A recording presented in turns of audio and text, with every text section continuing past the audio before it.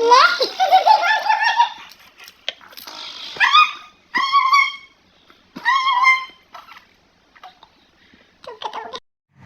Guys, welcome back to my YouTube channel Preeti Tanwar. क्योंकि मैंने मेरे यूट्यूब चैनल का नाम चेंज करके प्रीति तनवर कर दिया है, क्योंकि जो मॉमी एंड बेबी नाम था चैनल का वो सर्च करने पे सर्च में नहीं आ रहा था।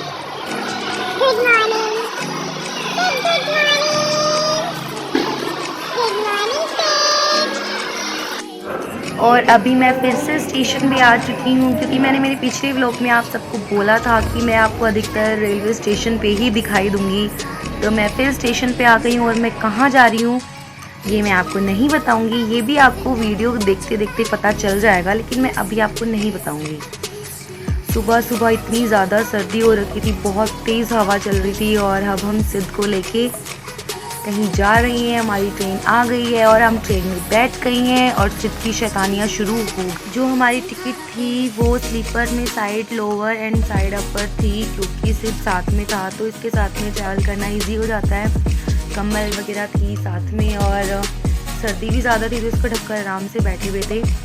तो मैं आपको बता देती हूँ कि मैं कहाँ जा रही हूँ। मैं जा रही हूँ जांगल देश नाम से प्रसिद्ध बीकानेर जा रही हूँ, जहाँ की भुजिया और रसगुल्ले तो बहुत प्रसिद्ध है, ये सब आपको पता ही है। लेकिन ये करणी माता मंदिर के नाम से भी बहुत ज़्यादा प्रसिद्ध है, क्योंकि बीकानेर में ये देशनोक का मंदिर है, जहाँ पे करणी माता विराजमान हैं और जिन्हें चूहों की देवियाँ माना जाता है। करणी माता के मंदिर में सफ़ेद चूहों की मान्यता ज़्यादा होती है और ये जो चूहे होते हैं उन्हें हम काबा बोलते हैं, क्योंकि उन्हें चूहे नहीं बोला जाता है। और मंदिर में लगभग 25,000 के लगभग आपको काबे देखने को मिल जाएंगे। शिखावतों की कुलदेवी जमवाई माँ होती है, लेकिन हमारे ससुराल में करणी माता की पूजा भी बहुत मन से की जाती है, क्योंकि करणी माता को हम इष्ट देवी मानते हैं और हर शुभ काम में हम करणी माता को याद ज़रूर करते हैं। और करणी माता की मंदिर को चूहों की देवी भी कहा जाता है। और करणी माता के मंदिर के ऊपर आपको चील के दर्शन हमेशा हो जाएंगे, क्योंकि चील जो होती है वो मंदिर के ऊपरले हिस्से में हमेशा घूमती हुई नज़र आती है। और मंदिर के ऊपर से आपको छोटी छोटी जालियाँ दिखेंगी ताकि वो नीचे ना आ सकें। और अब हम पहुंच चुके हैं बीकानेर स्टेशन। और बीकानेर से देशनोक लगभग 30 किलोमीटर की दूरी पर होगा और नई दिल्ली से बीकानेर लगभग 420 से 425 किलोमीटर की दूरी पर होगा। तो पूरा जो सफ़र था 460 किलोमीटर तक हो गया है। तो देशनोक जाने के लिए बस लगी हुई थी। बस वैसे थोड़ी थोड़ी देर में जाती रहती हैं, लेकिन मैं जिस बस में बैठी हूँ बस पूरी खाली थी, तो हमें लगभग आधी घंटा लग गया था वहाँ से निकलने में। उसके बाद हम रात को 8:30 से 9:30 के बीच में हम करणी माता के मंदिर में पहुंच गए। लेकिन दुर्भाग्यवश हमें करणी माता के दर्शन नहीं हुए, क्योंकि शाम को जो आरती होती है वो लगभग 7:30 सवा 7 के लगभग हो जाती है और हम पहुंचने में काफ़ी लेट हो गए, तो इसलिए हमें सुबह की आरती देखनी होगी वहाँ की। उसके बाद हमने करणी माता का मंदिर बाहर से देखा और अब हम धर्मशाला देखने के लिए गए। मुझे इसके बारे में थोड़ा बहुत पता था, क्योंकि मैं अभी तक 2 बार करणी माता के मंदिर में गई हूँ। एक बार जब शादी के टाइम पे रात लगवाते हैं उस टाइम पे, और दूसरी बार अब मैं सिद्ध को लेके गई हूँ वहाँ पे। तो मुझे बहुत अच्छा लग रहा था करणी माता के मंदिर में।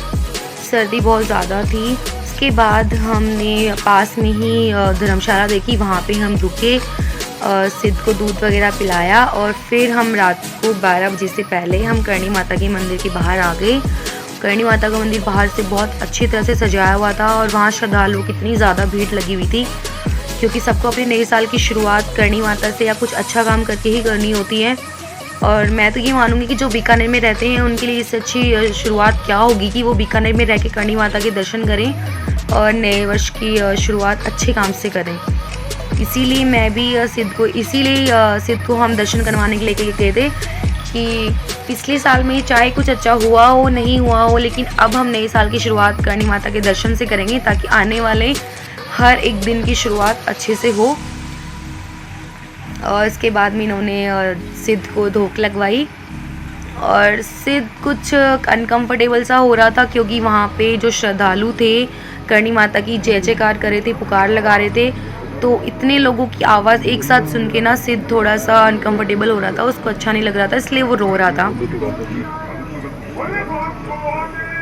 लेकिन कोई नहीं।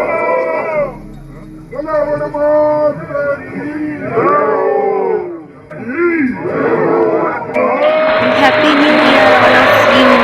मैं जानती हूँ ये व्लॉग आपको काफ़ी लेट आएगा, लेकिन हैप्पी न्यू ईयर तो बनता है सबको।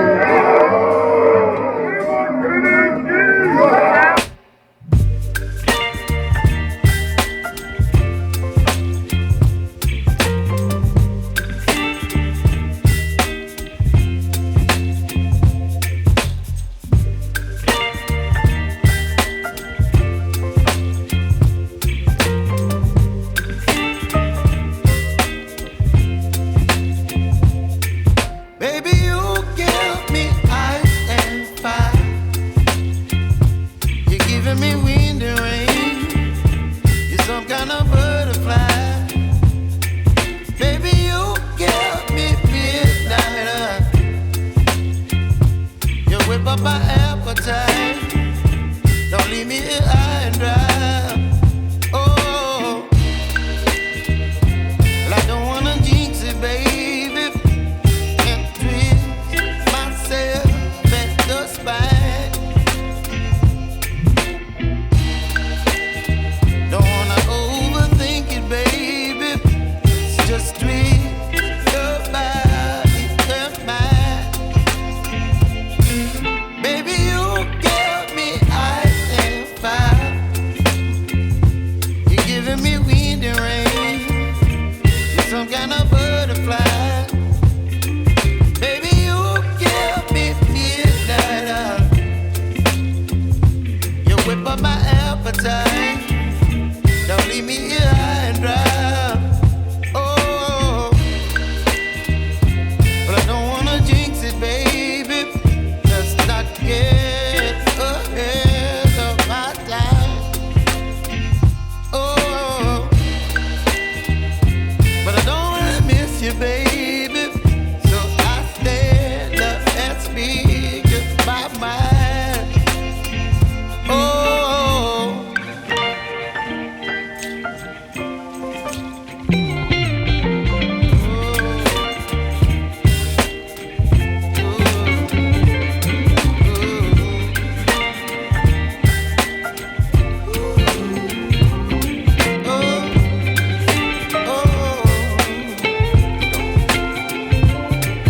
baby, you give me ice and fire. You're chilling wind and rain. You're some kind of butterfly. Baby, you give me midnight. You whip up my appetite. Don't leave me here high and dry. Baby, you give me ice and fire. You're channeling wind and rain. You're some kind of butterfly. Baby, you give me midnight. You whip up my appetite. Don't leave me here high and dry. Oh, oh, oh,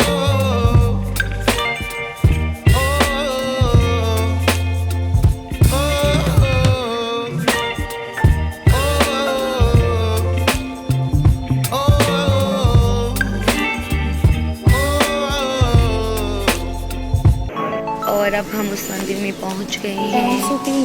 वहाँ पे भी मतलब नहीं थी, इतनी भीड़ नहीं थी, थे लेकिन वहाँ पे इतनी भीड़ नहीं थी।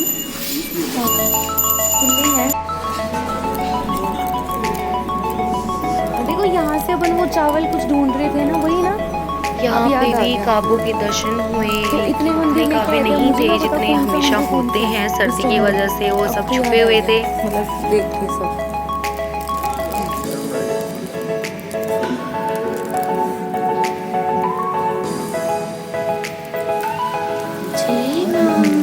लेकिन सबसे अच्छी बात ये हुई कि हमें दर्शन टाइम पे हो गए, क्योंकि उसके बाद हमारी रिटर्न की भी ट्रेन थी। 7:30 के लगभग हमें निकलना था, क्योंकि 30 किलोमीटर बीकानेर पड़ जाता है देशनोक से, तो हमें वहाँ भी जाना था। क्योंकि अगर हम वहाँ टाइम पे नहीं पहुँचते तो हमारी ट्रेन छूट जाती और नेक्स्ट दिन का ऑफिस रहता कि तो हम लेट हो जाते, इसलिए हमें टाइम पे पहुँचना था।